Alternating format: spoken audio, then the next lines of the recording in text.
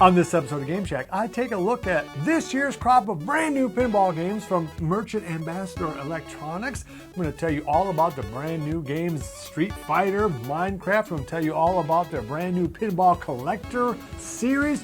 Tell you what's new, what's not new, some improvements that have been made, all that and more coming up next. Hey everybody, welcome on into Game Shack. I'm your host JDV for Evil Genius Entertainment. Thank you for stopping by. If this is your first time here, hey, welcome on in. And to everybody who's been supporting the channel, thank you very much. If you'd like to comment, please do so. We have a really good community here, so if you have any questions, comments, anything like that, please take a look at our comment section. I'll also have links to all of this stuff down below, at least the usual suspects, Amazon and such like that. Also, you guys should know right off the bat that Merchant Ambassador did send me these games to review. No money's changed hands. They haven't made me promise to review these things in any kind of certain way. They don't get to see this video before you do, but as always, do your own research. Don't just rely on my word before you spend your hard-earned money. All right, so let's just jump right on into it. Okay, so these are brand new products, these little collectible pinball games, and they're going for only 15 bucks, so that's a pretty good deal. These other new games, including the other games that are in this series, go for around $60. You can still buy the Pac-Man Pro game, which I reviewed last year. It is a bigger, more advanced version of this, has a little tunnel, has some other stuff. It's a larger game. If you have $200 kicking around, that'd still probably be the one I would recommend most, just because it is bigger and does more pinball-y type things. But for 75 bucks, you're looking at being able to get something like this, put both of these things underneath a tree, and hey, that's not too bad either for someone you know or for yourself. These things come very handsomely packaged, so when you open them up on Christmas Day or what have you, give them for a birthday gift, they're going to look really, really nice. I mean, the packaging is nice, the presentation is nice, everything about it is a very nice present, especially considering the money. All right, so let me talk specifically about these little guys right now. What's really interesting about them is they do actually play. Now, you're not going to get any kind of reactive sound. There's no bumpers or anything like that, but there are ramps. There is a spinner. There's a little skill shot that you can sink the ball into the middle, at least theoretically. I couldn't do it in the time that I played, but they're really cool. And if you turn them on, they do make sound and light. Unfortunately, you can't have the light without the sound on these little guys, and that sound is just going to keep on going and going and going. So I wish there was a volume off but a light on option for this. Of course, you could always just snip a wire and the bottom here where the speaker is, see that? You could always just do that. That's kind of a bummer. I do wish that there was a switch on this, but for 15 bucks, they look remarkably good. And yeah, the plunger works and the flippers work too. So, I mean, it is a functioning little toy in and of itself. Now, whether or not you'd want to take it out of the packaging or just leave it kind of there, I don't know. This make a nice little topper though, maybe for a pinball game or an arcade one-up, something like this. Anyway, these are some surprisingly good quality for 15 bucks, and you can actually play a game on there.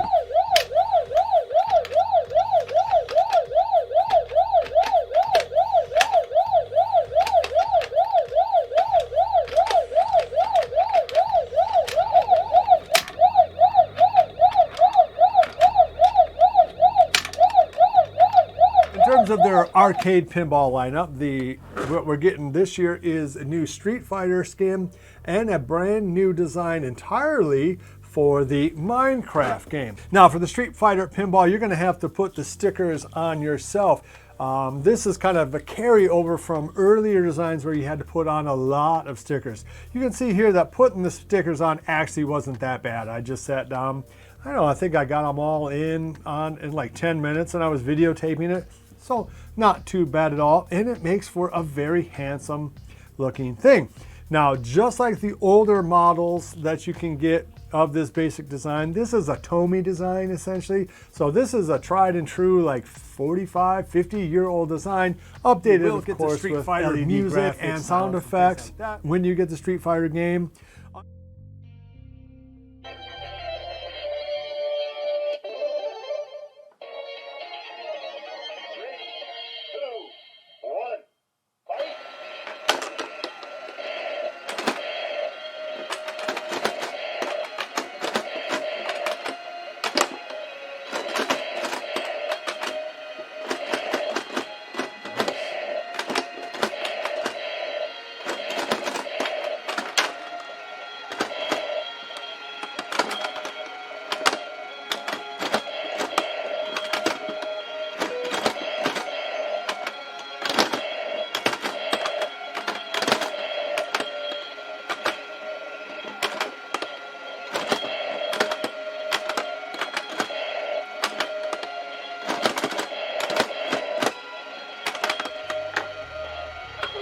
Unfortunately, on this Street Fighter, kind of carries over from the older design, which you cannot control the volume on it. It's kind of all or nothing. In fact, I don't think you can turn off the music and sound effects at all, again, unless you clip the wire to the speaker, cover up the little speaker hole, or put in your own rheostat, which is possible. I've done it before, but that's a lot of work and beyond probably what you want to do on a $60 machine. Anyway, it looks really cool and really does interact very well.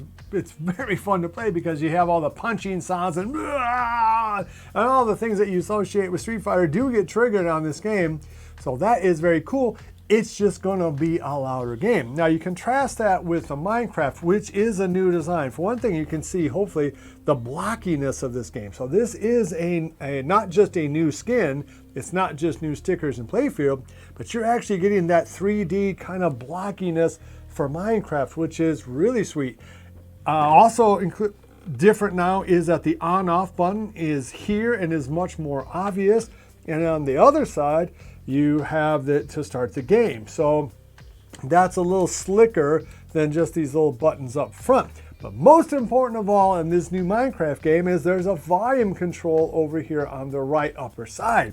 And that is awesome. I hope that they include this on all new designs moving forward from Merchant Ambassador, because that is an awesome. Also, I might be wrong about this, but this game is quieter. So one of the complaints about these games overall is that they make a lot of noise. The music and sound effects, of course, are loud, but the actual motor and everything going on. Well, this game is noticeably quieter.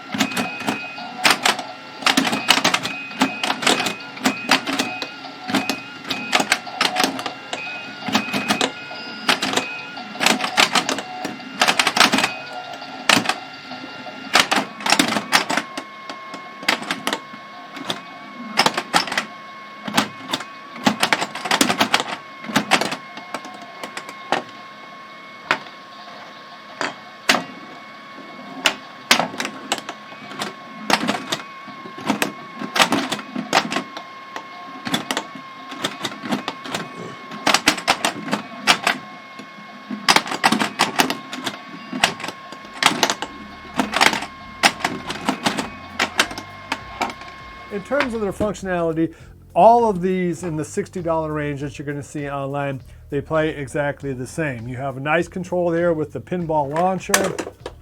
It does allow you for a certain level of control on the skill shots.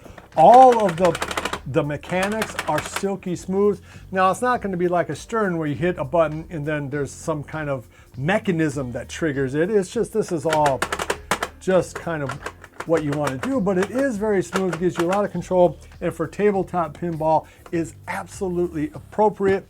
Both of these games, in fact, all of the games and their lineup have that one more play kind of feel to them. So as I was getting B-roll for this Street Fighter, I was getting it kind of late inside my house where my family was sleeping.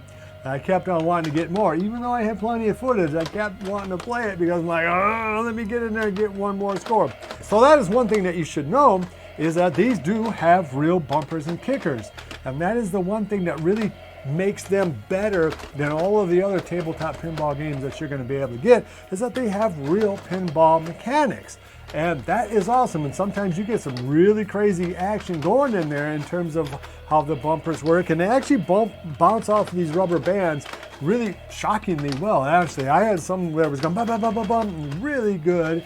Kind of what you expect to see in a real world mechanical pinball game. Both games, of course, come with LED. Now, if you look at the Minecraft, you can see that the LED lighting is a little broader and wider as opposed to the kind of older design that you see in the Street Fighter, but both look very slick. Are there any negatives? One negative that I should tell you right off the bat is I could not get them to work with rechargeable batteries. I have some rechargeable batteries that you get off of Amazon. You know, ready, steady, Amazon rechargeable batteries. They were fully charged, and I had very mixed results. Sometimes it would work, sometimes it wouldn't work. Street Fighter would kind of turn off under load for those rechargeables, and sometimes the stuff wouldn't trigger on Minecraft. I brought some brand new Energizer batteries and all those problems went away and they worked perfectly well. But that does lead to another negative about these guys in that there is no DC input, there's no USB input, so it is batteries or nothing for these games. That combined with the probability that you won't be able to get rechargeables to work means that you better have an extra set of batteries if you want to get a nice long gameplay in. One interesting thing I would point out is if you look at the little guy here, it has ramps. It has a little spinner.